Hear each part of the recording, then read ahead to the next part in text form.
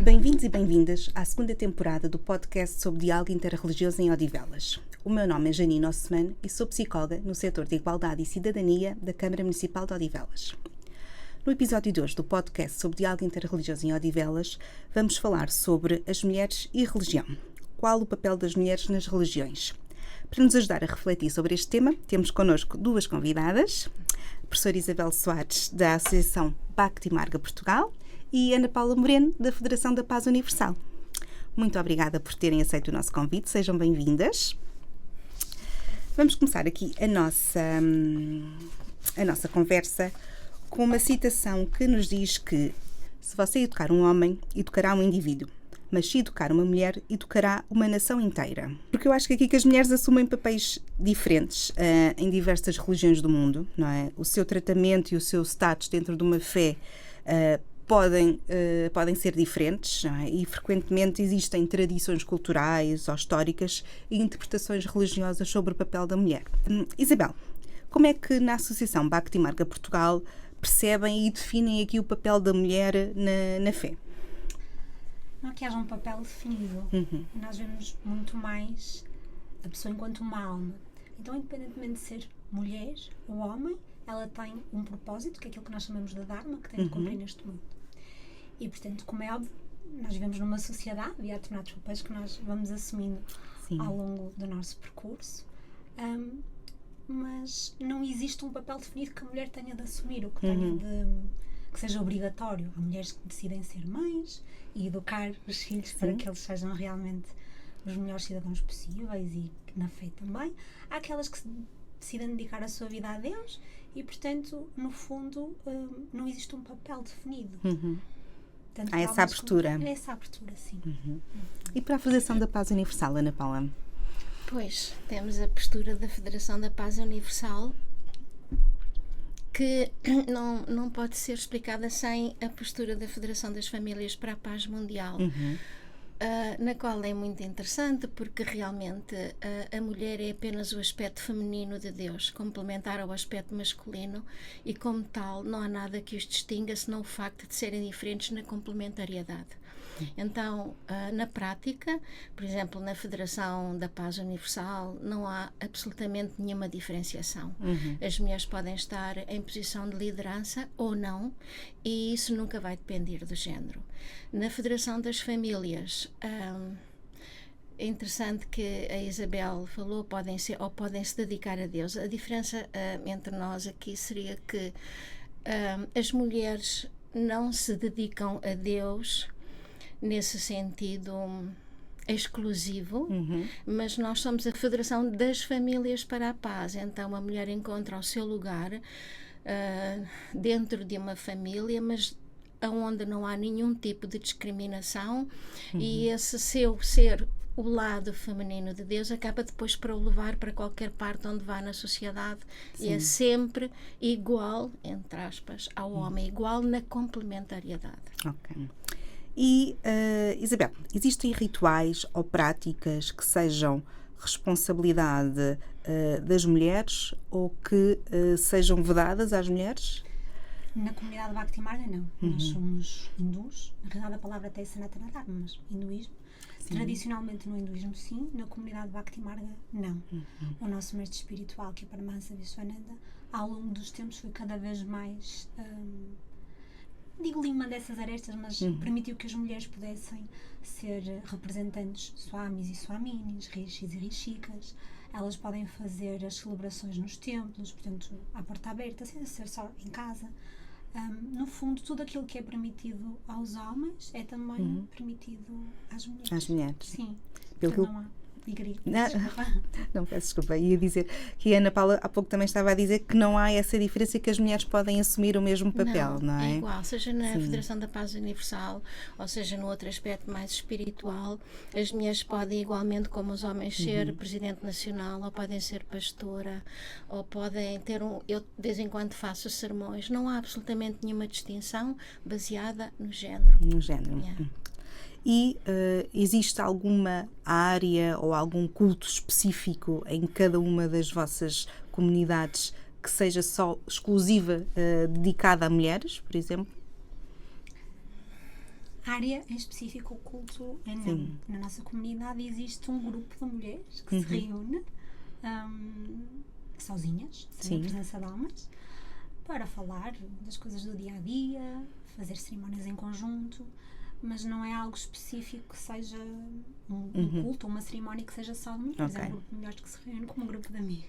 E porquê que a questão de ser só um grupo de mulheres e não incluírem homens também? Sim.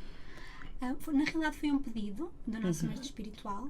Eu penso que no fundo porque as mulheres hoje em dia, para além de se sentirem um bocadinho, não digo sozinhas, mas julgadas com toda a sociedade, com tudo o que acontece à nossa volta, então eu penso que será numa perspectiva de tentar que todas juntas consigamos ultrapassar os desafios que nos aparecem. Eu não sou mãe, mas as mulheres que são mães poderem discutir ou perceber que têm as mesmas preocupações, formas de ultrapassar essas preocupações. Portanto, eu penso que tenha sido com esse objetivo de se apoiarem umas às outras e de voltarem a estar todas juntas sem egoísmo. Um espaço aberto em que não há julgamentos. Exatamente, é isso? Exatamente. E por isso os homens não faz muito sentido que estejam presentes, porque quando um homem está presente pode automaticamente haver ali alguma retração.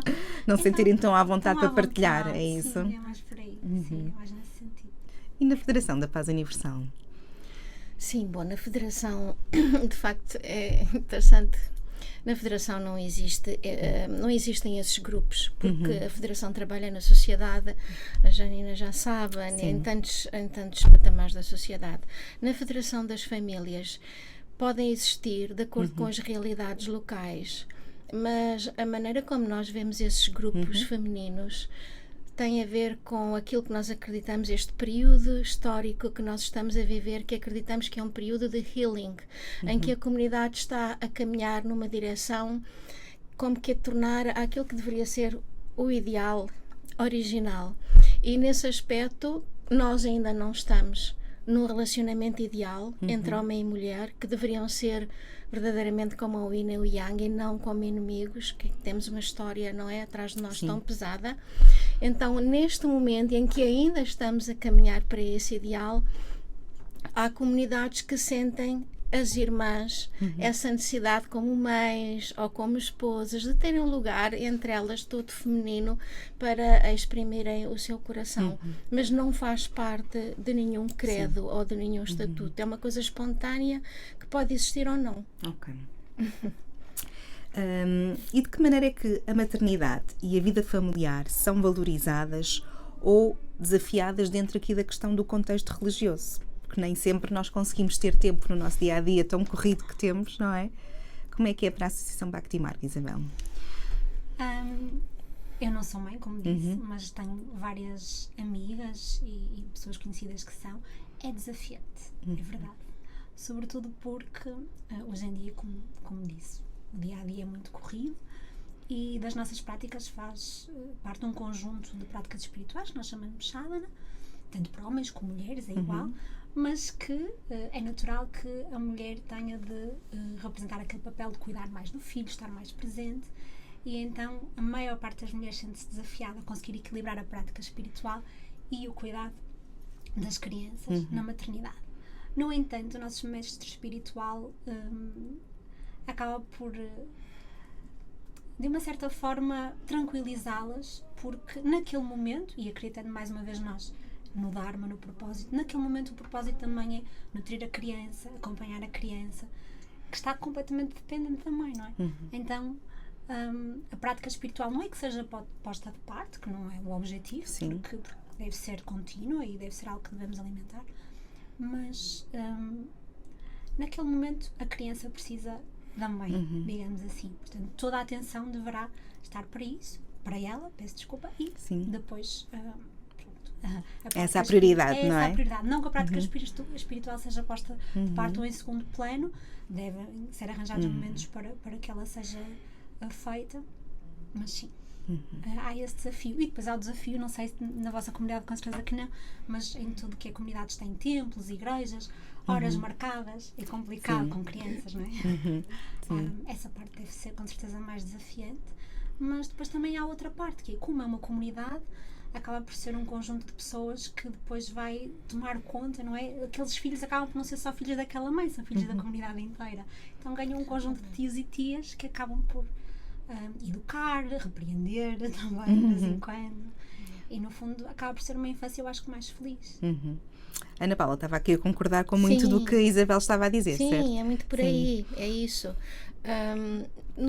Do ponto de vista da comunidade não é propriamente um desafio. Nós temos também horários, sobretudo, por exemplo, ao domingo ou quando estamos envolvidos em outras atividades, mas o grande desafio é a sociedade, não é a comunidade. No caso da comunidade, a comunidade torna-se um lugar seguro, não é? Um safe place onde as neomamãs podem encontrar o apoio das tias, vamos chamar-lhes assim, e por isso tem uma comunidade que as apoia e há muitas atividades para as crianças, como a escolinha do domingo, ou sítios onde eles podem crescer juntos e brincar juntos, e muitas atividades ao longo do ano, muitos cursos a nível nacional e a nível internacional, que é um grande apoio para os pais neste caminho de tentar guiar os filhos, não é? De uma certa maneira. E nós temos, por exemplo, agora grupos aqui na Europa que é o Mindful Parenting, que é mesmo para poder ajudar as mamães, sobretudo aquelas mais jovens, a terem instrumentos que nós não tivemos, que estão muito ligados à psicologia positiva e a tantos instrumentos que hoje, a meditação, que hoje a sociedade nos oferece, e apoio também em temas muito difíceis, como pode ser a pornografia, quando os jovens entram hoje em dia já aos 9 e aos 10 anos, e não há também, a sociedade não oferece verdadeiramente um caminho claro e de apoio para que os pais possam enfrentar as dificuldades da sociedade. Dentro das vossas comunidades, algo que vocês sintam que ainda seria importante lutar ou dar importância às mulheres, que não seja feito hoje em dia? Alguma mudança que houvesse necessidade, ou que vocês têm notado que tem evoluído ao longo dos tempos de uma forma natural, por exemplo? Sim, tem evoluído de uma forma natural, porque o que nós sentimos é que realmente a humanidade está em caminho. Talvez isso não seja tão visível em todo o mundo, mas é visível, e nós também acompanhamos, nós fazemos parte dessa caminhada. E se eu olho para trás, há 30 anos, quando eu conheci a Federação da Família, nós temos comportamentos hoje que não são exatamente os mesmos. Sim. Porque há como esta awakening, este despertar e uma awareness muito mais profunda. E até uma consciência, não é? Uma consciência, não é? Porque à medida que nós também caminhamos, até caminhamos na direção de Deus, pelo menos assim acreditamos. E por isso também há um crescimento e há uma evolução. Por isso não é a mesma coisa, e muitas coisas têm melhorado. Estes mindful parenting não existiam. Eu disse que pena que eu tenho quando a Beatriz nasceu, teria ajudado que e eu não facilitado este instrumento maravilhoso, este lugar onde as mães se encontram e partilham experiências guiadas por pessoas profissionais. É assim, nesse sentido, as coisas têm melhorado. Que eu gostaria que continuassem a melhorar, sim, dentro desta visão que temos forçadamente, ou não é forçadamente, porque queremos continuar a mudar e continuar a melhorar, mas que eu possa apontar uma coisa específica que não funciona, até porque eu penso que a Janina sabe, os nossos fundadores são um casal, ele já está no mundo espiritual e nós somos guiados agora por ela, uma senhora de 82 anos que teve 14 filhos. Exato. E que nos continua a guiar. Por isso temos todo esse espírito feminino. Sim, e um exemplo a seguir, não é? Um exemplo a seguir. Exato.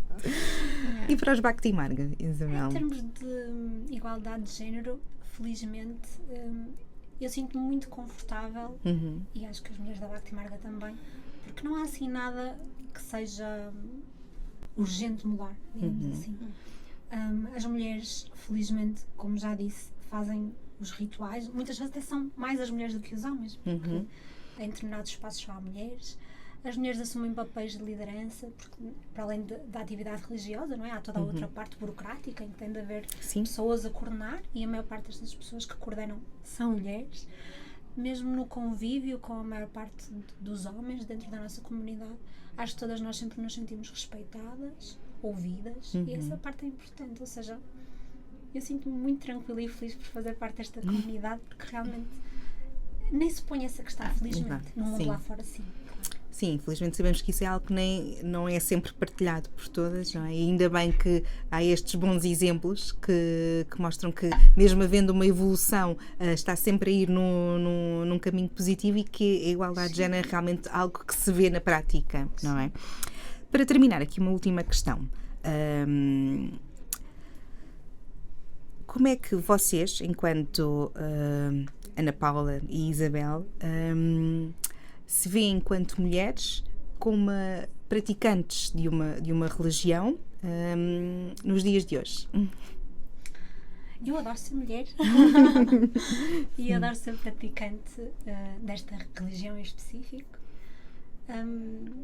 Acho que é o caminho que eu encontrei que me permite equilibrar e realizar-me, porque desde pequenina, apesar de ter andado à procura, andei por todas as religiões, encontrei a casa nesta comunidade Bhakti Marga e consigo realizar-me não só como mulher, como também na minha prática espiritual diária, e sinto-me muito feliz porque realmente não se levantam essas questões. Se calhar no mundo, eu sou hindu, no mundo do hinduísmo no geral há questões graves que se levantam, mas na minha comunidade não. Isso deixa-me muito feliz porque realmente um sítio onde nós podemos estar em segurança, expressar-nos, professar a nossa fé, com esta abertura, sem ter medo de ser o que somos, sem ter medo de liderar, sem ter medo de levantar uma voz quando é preciso, é muito, muito, muito confortável. E, portanto, eu sinto-me muito bem e muito grata por estar neste caminho. E para si, Ana Paula? Por isso é que eu de facto refletia porque é que na palavra religião eu me sinto sempre um bocadinho estreita, porque para nós é mais uma espiritualidade que eu não consigo distinguir, ou seja, não é que eu tenho uma vida e depois tenho a minha espiritualidade.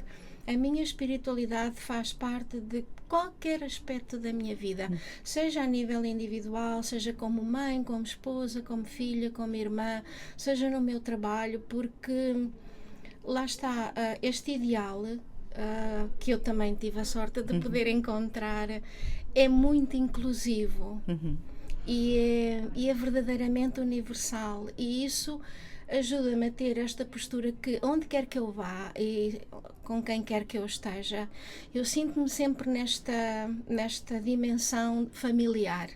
É como somos todos uma grande família. E eu levo isto comigo, o facto de olhar para as crianças como qualquer criança, que podia ser meu filho, ou qualquer idoso que podia ser minha mãe, ou as pessoas da minha idade que são como meus irmãos. Isto eu não consigo nunca separar isto. Claro, isto também leva a situações, às vezes, de grandes desilusões. Não estou a dizer faz que parte não. Também, faz né? parte, não é? Mas eu não consigo ter essa distinção. Por isso, é assim, é como de manhã vestir-se e tomar banho, e é assim, faz parte da vida, e tenho a sorte de a poder viver juntamente com o meu marido, que isso para nós, pronto, nós casamos-nos muito dentro deste ideal, e de poder assim partilhar de uma maneira tranquila e pacífica e natural. E sim, é isso. Obrigada, Isabel, Ana Paula. Chegamos assim ao fim deste episódio. Para quem está connosco, obrigado por nos terem assistido. Até ao próximo episódio. Obrigada.